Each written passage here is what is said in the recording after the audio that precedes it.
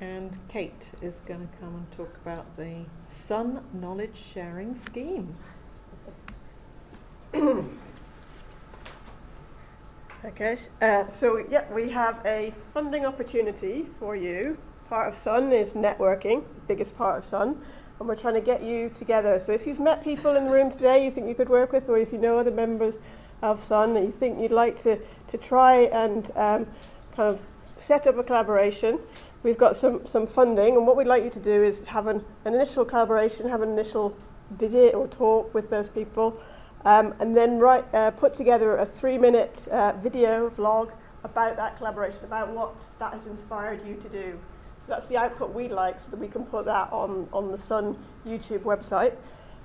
So just to give you ideas of what this could be, it could be a tour of some facilities that a Sun member, to think about collaborative use of those facilities. It could be discussions around common teaching topics or practices that you might want to integrate into, things you've maybe heard today or things you've seen before. It could be demonstrations, so going to another Sun member's university to look at equipment and see how it's demonstrated, see how something's done, or to develop an engagement maybe with wider Sun network, so between higher further education, colleges and universities. So anything, and not limited to these.